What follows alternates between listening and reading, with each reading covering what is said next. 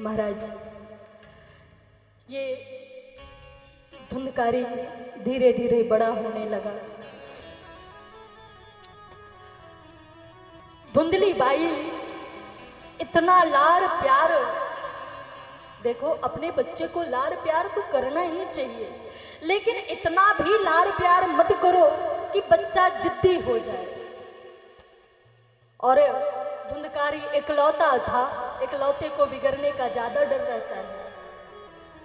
आए दिन मैया से पैसा ले लेकर धीरे धीरे चूरन चटनी खाता, चूरन चटनी खाते खाते धीरे धीरे जुआ खेलने लगा, ताश खेलने लगा। चूरन चटनी खाते खाते महाराज शराब पीने लगा। आए दिन मैया से पैसा ले जाता, मांग मांग कर, नहीं देती जबरदस्ती छीन कर ले जाता। शराब का बोतल, मांस का टुकड़ा पूरे घर में बिखरा पड़ा रहता। एक दिन आत्मदेव जी गुस्सा करते हैं, मेरे घर को तुमने नरक बना दिया। धुंधकारी कहता है, पिताजी चुपचाप बैठे रहो घर में, सठिया गए हो, ज्यादा मत बोलो। रात भर रुदन करते रहे आत्मदेव जी। उसी समय गोकर्ण जी आकर आत्म उपदेश करते हैं, पिताजी किसके लिए रोना? इस संसार के लिए? ये तो निरंतर खिसकता है, सरकता है। संसरती इति संसारा। अपने तो सिर्फ परमात्मा है। संसार स्वार्थ का पुतला है। इस संसारियों बेटा बहू के लिए रुदन बहाते हो। अगर इतना रुदन परमात्मा के लिए बहा लेते तो परमात्मा कब के मिल गया होता। जीवन भर हम क्या करते हैं? हाय धन, हाय धन, हाय धन। धन कमाने में, धन उपार्जन में लगे रहते हैं। और जब बुढ़ापा आ जाता है तो बेटा बहू उस धन का मालिक बन बैठता है और हमें एक गिलास पानी भी टाइम पे नहीं मिलता। इसलिए हे पिताजी, भजन करो। राम भज बाबा तेरी देहिया बुढ़ानी, राम भज बाबा तेरी देहिया बुढ़ानी, राम भज बाबा तेरी देहिया बुढ़ानी, राम भज बाबा तेरी देहिया बुढ़ानी, राम भज बाबा तेरी देहिया बुढ़ानी, राम भज बाबा तेरी देहिया बुढ़ानी, राम भज बाबा तेरी देहिया बुढ़ानी, राम भज बाबा तेरी। महाराज, इसलिए गोकर्ण जी आत्मदेव जी को प्यार से पिताजी ही कहते हैं। हे पिताजी, भजन करो, परमात्मा को याद करो। आत्मज्ञान हुआ, आत्मदेव जी वन को चले जाते, परमात्मा को प्राप्त किए। अब कोई भी डांटने वाला नहीं, घर में अकेला धुंधकारी बच गया। मां की सुनता नहीं। आए दिन जितने धन था सब जुए में, शराब में उड़ा दिया। धुंधली देवी से कहता है, जो धन छुपा कर रखी हो लाओ। धुंधली देवी कहती है, कहां से दूं? सारे धन को तुमने उड़ा दिया, बर्बाद कर दिया जुआ शराब में। अब मैं कहां से लाऊं? मैया को मारता है, मैया दिन भर रोती रही, रात्रि को कुएं में कूद कर और शरीर का त्याग कर देती है। अब पूरे घर पे अकेले धुंधकारी का साम्राज्य, घर का धन समाप्त हो गया। महाराज वेश्याओं के चक्कर में पड़ गया, धन है नहीं और धन के बिना वेश्या पूछेगी नहीं, क्या करें? चोरी करना शुरू कर दिया, दूसरे के घरों में जा जाकर चोरी करने लगा। वेश्याओं को घर में ही ले आया, बहुत धन चुरा चुरा कर इकट्ठा कर लिया। वेश्याओं को लगता है कि एक ना एक दिन ये राजा के हत्थे जरूर चढ़ेगा, तो इसके साथ साथ हम भी फांसी पे चढ़ेंगे। तो रात्रि में जब धुंधकारी सो रहा था, वेश्या खाट में बांधकर और पहले गला दबाती है। धुंधकारी नहीं मरता तो क्या करती है वेश्या? जलती हुई अग्नि मुख में डाल डालकर मार देती है और महान प्रेतात्मा धुंधकारी बन जाता है। गोकर्ण महाराज भी अपने पिता को जब विदा किए थे, उसी समय तीर्थ यात्रा के लिए निकल गए। अब घर पे कोई नहीं, धुंधकारी भी मर गया, प्रेत आत्मा बनकर उस घर में रहने लगा। गोकर्ण महाराज तीर्थ यात्रा करके उत्तम नगर लौटे तो सोचते हैं जो अपनी जन्मभूमि है, रात भर वहीं ठहरा जाए। कहां? अर्धरात्रि को ग्रामवासियों को जगाऊं। रात्रि को जब शयन करते हैं गोकर्ण जी, तो अजीब अजीब दृश्य आंखों के सामने आता है। महाराज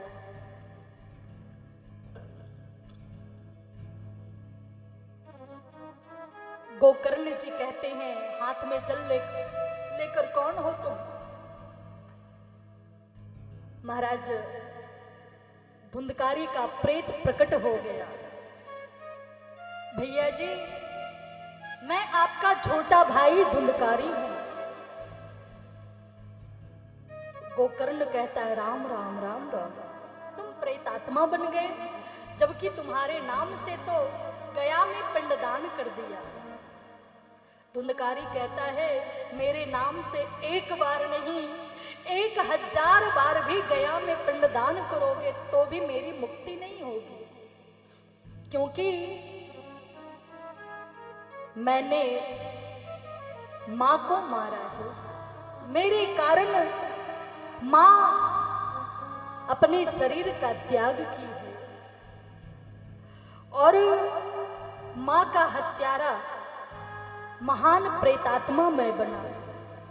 एक बार नहीं, मेरे नाम का 1000 बार भी पिंडदान करोगे तो मेरी मुक्ति नहीं होगी।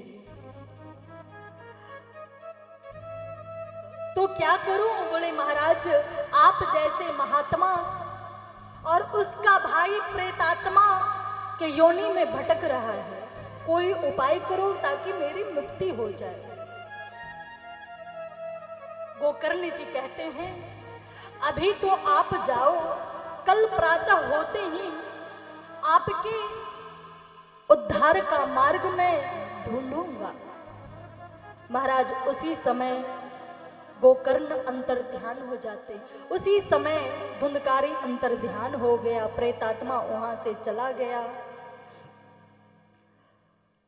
प्रातः होते ही सूर्य देवता से पूछते हैं गोकर्ण महाराज कि महान प्रेतात्मा के उद्धार के लिए कौन सा उपाय किया जाए।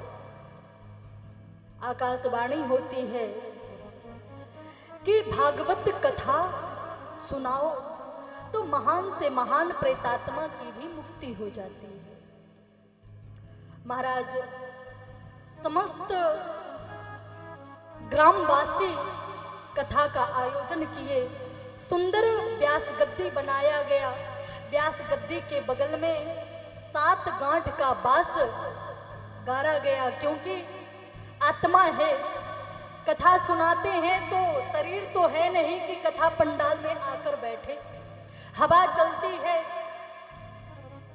दूर चले जाते हैं धुंधकारी जी, तो उनके लिए सप्त ग्रंथी 7 गांठ का बांस वहीं पे लगा दिया गया और कहा गया, हे धुंधकारी आप इसी गांठ में बांस में आकर विराजमान हो जाओ, बैठ जाओ। धुंधकारी जी बैठ गए। एक दिन की कथा खत्म हुई, एक गांठ चटक गया। दूसरे दिन की कथा खत्म हुई, दूसरे दिन दूसरा गांठ चटक गया। जैसे ही 7 दिन की कथा खत्म हुई, 7वां गांठ भी चटक गया। और धुंधकारी के लिए परमात्मा के पार्षद विमान लेकर आए। उस विमान पे धुंधकारी बैठकर परमात्मा के धाम को गया। सभी श्रोता गोकर्ण से कहते हैं, महाराज कथा हमने भी सुनी और कथा धुंधकारी ने भी सुनी, लेकिन धुंधकारी का उद्धार हो गया, हम लोगों का क्यों नहीं? गोकर्ण जी कहते हैं, कल होने तो सूर्य देवता से फिर पूछेंगे। सूर्य देवता से पूछा गया, अत्रैव वह संति श्रोतारो मम निर्मला।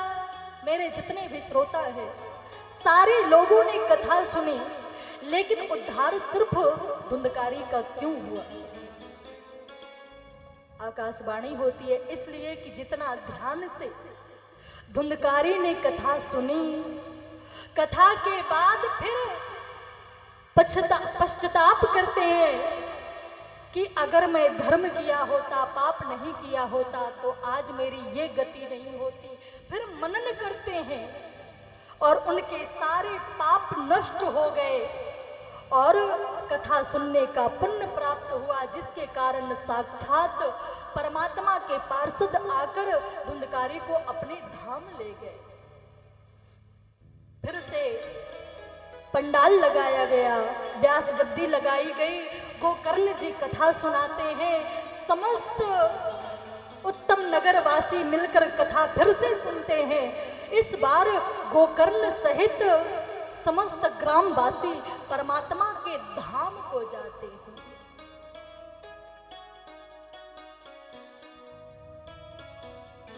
बोलिए भागवत महापुराण की जय। महाराज तो यहाँ पे सनकादिक ऋषि नारद बाबा से कहते हैं, पापी से पापी व्यक्ति भी अगर 7 दिन की भागवत कथा सुन ले तो उसकी मुक्ति हो जाती है। महाराज कथा सुनने का नियम क्या है? नियम बताते हैं, श्रोता वक्ता दोनों को ही 7 दिन तक उपवास रहकर बिना कुछ खाए पिए कथा सुननी चाहिए। अब आप लोगों को लग रहा होगा ऐसा हो ही नहीं सकता, संभव नहीं है। कलयुग में तो अन्न में ही शक्ति है। श्रोता और वक्ता दोनों ही बिना खाए 7 दिन तक ना कथा सुना सकते और ना ही कथा सुन सकते हैं। तो दूसरा नियम बताया गया कि एक टाइम घी पीकर, बोले महाराज कलयुग के प्राणी का लीवर इतना मजबूत कहाँ घी पचा सके, क्या करें? तो तीसरा नियम, चलो भाई नहीं पचा सकते घी तो फलाहार, फल लेकर, फल खाकर कथा श्रवण करो। कथावाचक और श्रोता दोनों ही बोले नहीं नहीं, फलहार लेकर फल खाकर भी अगर कथा सुनने आऊं तो कथा से ज्यादा रोटी पे ध्यान रहेगा। कहते एक टाइम भोजन करना। बोले महाराज फिर भी काम नहीं चलने वाला, फिर भी भूख लग जाएगी, रोटी पे ही ध्यान लगा रहेगा। तो कहते हैं चलो कोई बात नहीं, खूब खाओ, दिन में 3 बार खाओ, लेकिन प्रेम से कथा सुनो। जैसे कथा में मन लगे वैसे ही कथा श्रवण करो। महाराज कथा श्रवण 12 महीना में सिर्फ पौष मास में कथा नहीं होनी चाहिए। कभी भी कथा कहा जाता है ना, सुदिन सुमंगल तवई जब राम हो ही जुबराज। जब भागवत हो तभी सुदिन है, सुमंगल है। व्यास गद्दी बनाओ, व्यास गद्दी के पास नवग्रह वेदी बनाओ, नवग्रह वेदी बनाओ, कलश स्थापन करो, तुलसी चौरा रखो, ठाकुर विराजमान करो। इतने सारे नियम बताए गए हैं और आगे की कथा आप लोग कल श्रवण करेंगे। आइए दो छंद भगवत नाम का संकीर्तन करें, उसके बाद आरती, आरती के बाद प्रसाद की व्यवस्था है। आरती प्रसाद लेकर आप लोग घर वापस जाएंगे और दो छंद भगवत नाम का संकीर्तन करें, उसके बाद आरती होगी। राधे कृष्णा राधे कृष्णा कृष्णा कृष्णा राधे राधे, राधे श्याम राधे श्यामा श्याम श्यामा राधे राधे। राधे कृष्णा कृष्णा कृष्णा राधे राधे, राधे श्याम राधे श्यामा श्याम श्यामा राधे राधे। राधे कृष्णा राधे कृष्णा कृष्णा कृष्णा राधे राधे, राधे श्याम राधे श्यामा श्याम श्यामा राधे राधे।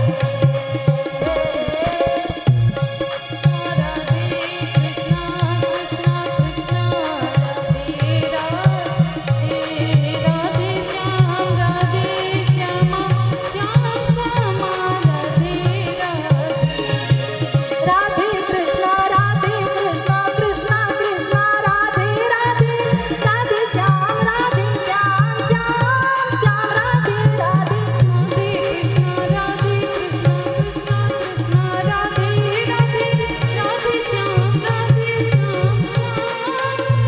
श्याम कृष्णा राधे कृष्णा कृष्णा कृष्णा राधे, राधे कृष्णा कृष्णा कृष्णा कृष्णा राधे राधे, राधे श्याम राधे श्यामा श्याम श्यामा